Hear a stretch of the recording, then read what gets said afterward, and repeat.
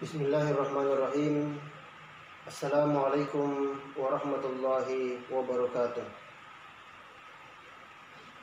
Alhamdulillahirabbil alamin.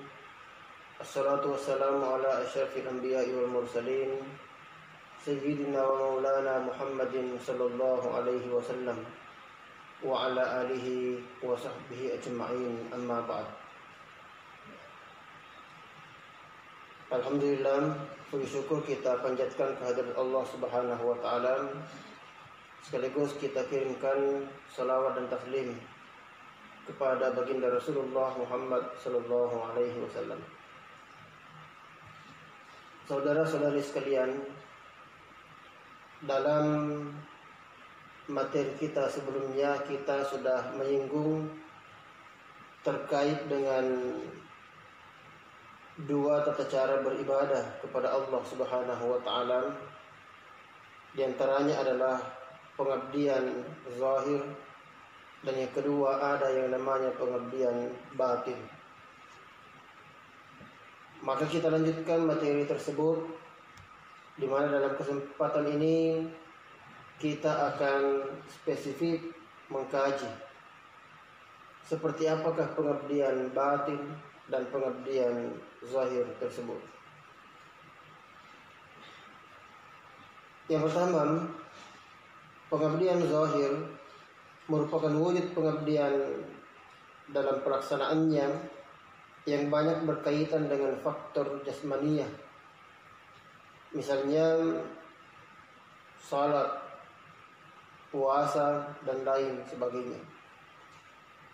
Ini semua merupakan termasuk bagian dari pengabdian zahir, penyembahan kepada Allah Subhanahu wa taala yang dapat dilihat, yang dapat disaksikan oleh kasat mata. Yang kedua, ada yang namanya pengabdian batin, di mana wujud pengabdian batin ini banyak sekali berhubungan dengan kejiwaan. Misalnya ingatan, ketekunan, dan ketaatan terhadap Allah Subhanahu wa taala. Nah, dua bentuk pengabdian ini dalam realisasinya tidak dapat dipisah-pisahkan. Jadi tidak boleh kita pisahkan antara satu sama lain, antara pengabdian zahir dan juga pengabdian batin. Tidak ada pengabdian zahir dalam realisasinya tanpa berbarengan dengan batin. Kita misalkan sembahyang 5 waktu. Salat itu termasuk jenis dari pengabdian zahir. Akan tetapi tidak mampu melaksanakan pengabdian zahir ini tanpa disertai dengan ingatan. Maka apabila ingatan itu tidak ada, maka organ pun tentu akan terlupa gerakan-gerakannya dalam melaksanakan salat. Begitu pula dengan bacaan-bacaan dalam sembahyang itu. Orang yang melakukan salat, mulai daripada gerakan salat, dimulai dari takbir sampai dia bersalam, sebagai satu bentuk dari pengabdian zahir kepada Allah Subhanahu wa taala, tidaklah layak dikatakan sebagai orang yang melakukan pengabdian kalau cuma tubuhnya saja secara zahiriah yang bergerak, tetapi hatinya tidak dibarengi dengan mengingat kepada Allah Subhanahu wa taala. Oleh karena itu dijelaskan tadi bahwa tiadalah pengabdian zahir itu tanpa dibarengi dengan pengabdian batin. Antara zahir dan batin harus berjalan seiring, tidak boleh berjalan masing-masing. Oleh karena seorang manusia dikatakan hamba, dikatakan abdi ketika terjadi penyatuan antara fisik dan jasmani. Kalau cuma fisik yang ada tapi jasmani tidak ada, maka jangan-jangan itulah orang yang sudah meninggal. Sehingga dibutuhkan kehadiran keduanya antara tubuh dengan jasmani seseorang. Maka cukup jelas bahwa kedua bentuk pengabdian itu tidak dapat terpisahkan antara satu dengan yang lain, yang berfungsi secara timbal balik. Bahkan sebagian ulama memandang bahwa daya ingatan itulah sebetulnya yang merupakan faktor dasar dalam perwujudan pengabdian, dan itu sebabnya biasa kita sebut dengan satu pengabdian kepada Allah, wa aqimis salata li dzikri. Demikian kata Allah Subhanahu wa taala menjelaskan di dalam Al-Qur'anul Karim, tepatnya dalam surah Taha ayat 13. Wa aqimis salata bi dzikri li dzikri, bahwa dirikanlah salat untuk mengingatku, kata Allah Subhanahu wa taala.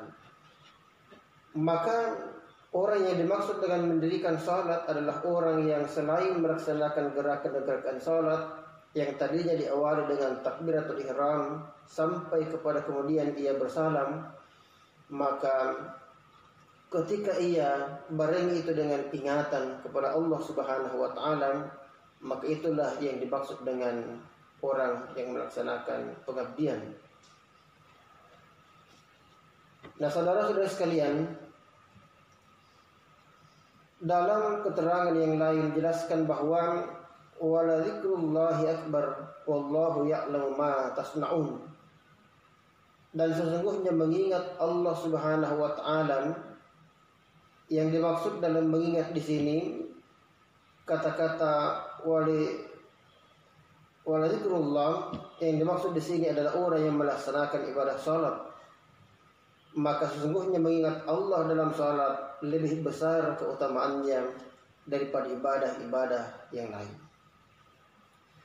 Maka inilah pentingnya sekali lagi korelasi antara batin dan juga jasmani manusia, sehingga sekali lagi perlu adanya penyatuan antara keduanya.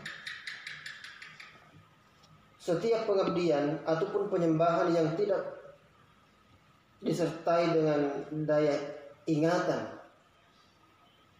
itu dapat dipandang sebagai pengabdian yang tidak mempunyai isi.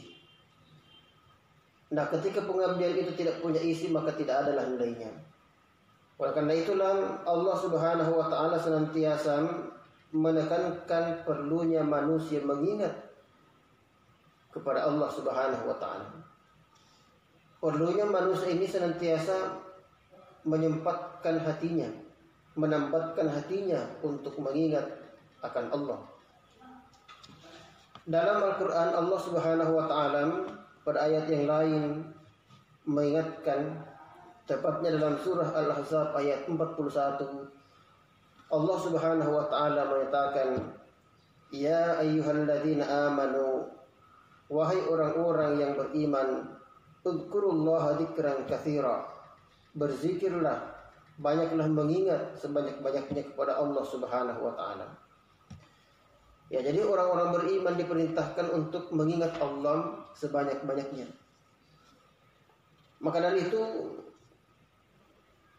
ayat ini memberikan satu penekanan kepada segenap umat manusia agar supaya kapanpun saja dan dimanapun saja kita berada, senantiasalah kita mengingat kepada Allah Subhanahu wa ta'ala. Dalam beraktivitas yang kita lakukan sekalipun, maka perbanyaklah mengingat kepada Allah Subhanahu wa ta'ala.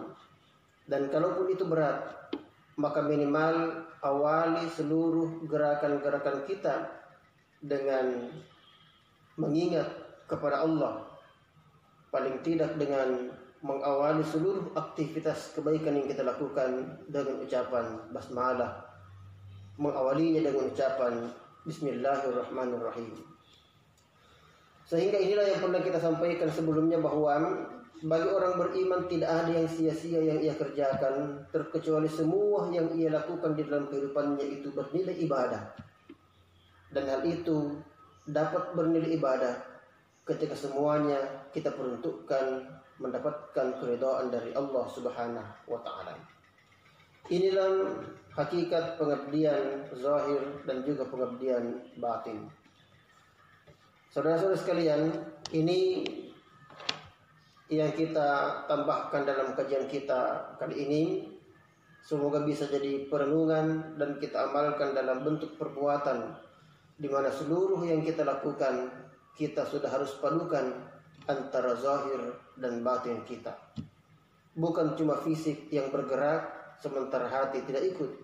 Oleh karena orang yang melakukan penyembahan kepada Allah Subhanahu wa taala, orang yang sholat misalnya tapi tanpa dibarengi dengan pengabdian batin di dalam diri manusia, maka jangan-jangan dia bukanlah sholat, melainkan dia hanya sebatas berolahraga, habis naik dia turun, habis turun dia naik kembali. Itu hanyalah orang berolahraga dan bukan orang yang sedang melakukan pengabdian kepada Allah Subhanahu wa taala. Terima kasih. Allahumma waffiq ila aqwamit thariq. Wassalamualaikum warahmatullahi wabarakatuh.